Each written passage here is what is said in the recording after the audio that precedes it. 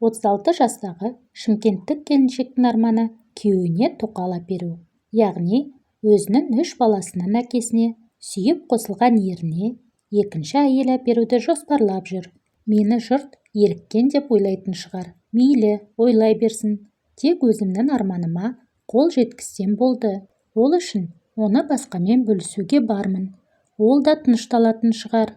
Өзін Жайна деп таныстырған келіншектің бұл қадамға баруына күйеуінің өзі себеп болыпты. Айтуынша, күйеуі тым қызуқанды, түн баласына өзіне маза бермейді.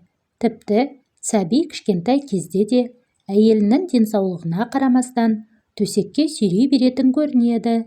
Осы үшін қаншама рет ұрыстық, қаламайтынымды айтсам да ештеңеге қарамайды. Мазам болмай тұрса, өзімнен күдіктеніп шыға келеді. Жүйкем әбден жұқарды деп күрсінді Жайна. Бірақ күйеуі ешқашан қол жұмсап қорлық көрсетпеген. Тек жұбайлық міндетін артығымен орындағанды дұрыс көретін сыңайлы. Мен оны сүйіп қосылғанмын. 23 жасымда тұрмысқа шығып, 3 ұлымды өмірге әкелдім. Аллаға шүкір, бәрі жеткілікті. Жиған тергеніміз де бар. Ұлымыздың үлкені 14-тен асты, жігіт боп келеді. Кішіміз 7 жаста.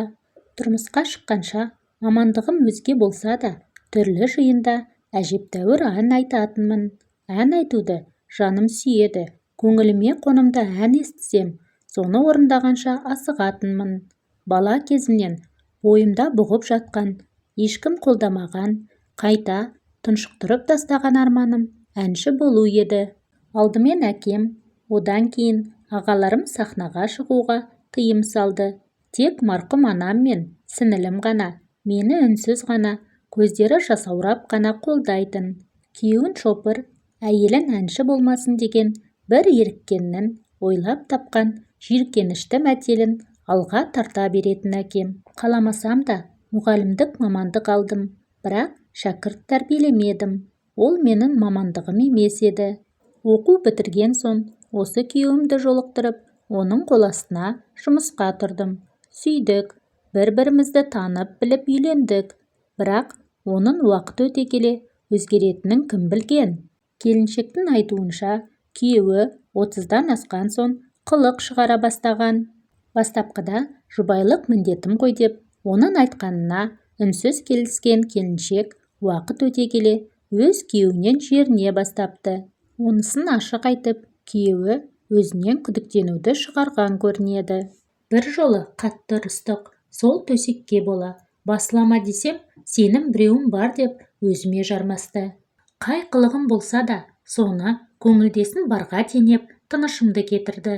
Содан соң үйдің берекесі қашпасын деп қарсыласпайтын да болдым. Бірақ өзің қаламасан, төсекке қалай көңілді жақындайсың? Өзімді зорлағандай сезінетін болдым. Ал мұндай мәселені кімге айтасың? Қалай айтасың? Жайна содан бастап неке төсегіне деген ниетінен айырыла бастаған. Сезімі сөніп, бұрынғыдай күйеуіне ынтызар болудан қалыпты. Бұлай болмас па еді, егер ол менің арманымнан ажыратпағанда дейді. Үйде домбыра, гитара, басқа да музыкалық аспаптарым, дискілер мен микрофон сияқты құрылғыларым бар еді. Бір күні ашуланып, соның барлығын құртып жіберді. Гитарамды сындырып тастады. Оған дейін өзі де менің ән айтқанымды жақсы көретін еді. Ара-тұра екеуден екеу қалғанда ән салғызып тыңдайтын. Даусыма, әніме ғашық екенін айтатын еді. Ең ақыры сол арманымды таптаған соң мүлде суындым. Тек балаларым үшін ғана көз жасымды көрсетпей жылап алып, қайта өмір сүре бастадым. Қазір оны жек көрмеймін де, жақсы көремін деп те айта алмаймын. Соңғы кезде көлденең жүрісі бар екенін сеземін. Бірақ оған көңілім түспейді, қайта қуанатын сияқтымын. Осыдан соң Жайна күйеуіне екінші әйел әперуді ойлай бастапты. Күйеуінің қуаты тасып тұрғанда көлденең жүргізгенше некесі қиылған екінші жары болғанын дұрыс көреді. Бірақ ол ойын балалары, туған туыстары қалай қабылдарын білмейді әлі.